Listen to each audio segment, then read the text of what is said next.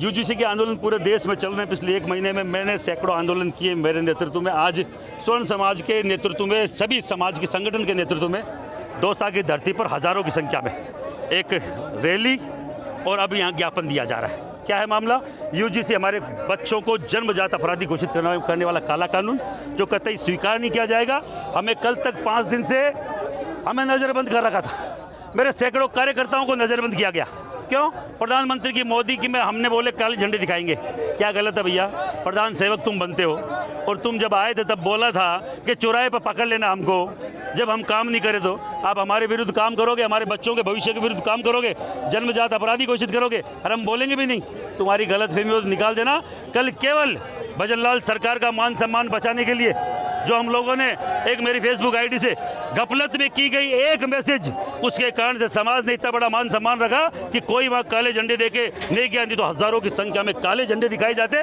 पर राजस्थान की धरती पर एक स्लोगन है, पधारो हमारा देश। हम आए हुए व्यक्ति का, चाहे वो हमारा दुश्मन हो और चाहे दोस्त हो, हम उसका यहाँ पे प्रतिकार नहीं करते, हम विरोध नहीं करते। इसलिए केवल उनको एक मौका दिया गया, भजनलाल जी को और प्रधानमंत्री मोदी को। क्या मोदी के आगे क्या मीटिंगें नहीं होगी?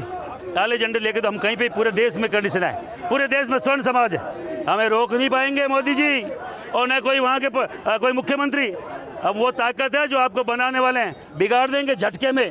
और ये कर्ण सेना के साथ हमारे गुरु के तौर पे ब्राह्मण साथ है और भामाशाह के तौर पे वैश्य समाज साथ है। कोई माइकल लाल में दम हो तो रोक के दिखा दे। आगे के क्या रणनीति रहेगी? पूरा देश में जाएंगे, 8 मार्च को दिल्ली घेरेंगे, मोदी के आवाज को घेरना पड़े वो घेरेंगे, पर इस काले कानून के खिलाफ जंग जारी रहेगी। लेकिन जो लोग कहते थे मोदी तो मुमकिन है, आज उसी के विरोध में आए।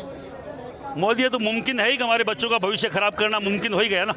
हमें लगा था कि ऐसे हमने ये थोड़ी देख के इनको वोट किया था। हमने सोचा हमारे बच्चों का भविष्य कहीं ना कहीं सुधरेगा, ये कहीं ना कहीं आर्थिक आधार के आरक्षण की बात करेंगे। एक बीमारी, एक खाई हमारे भाइयों में पैदा कर दिया आरक्षण देकर। एक मेरी बात बताइए, यूजीसी से जो हमारा दलित समाज का बच्चा, ओबीसी समाज का बच्चा जो मेरे समाज के साथ बैठ ही नहीं पाएगा, बात ही नहीं कर पाएगा, तो भाईचारा कैसे आएगा? आप बताइए, पूरे देश में पूछना चाह रहा हूँ, क्या हमारा बच्चा जब बैठ आपस में संवाद ही नहीं कर पाएगा तो कौन से भाईचारे की बात कर रहे हैं?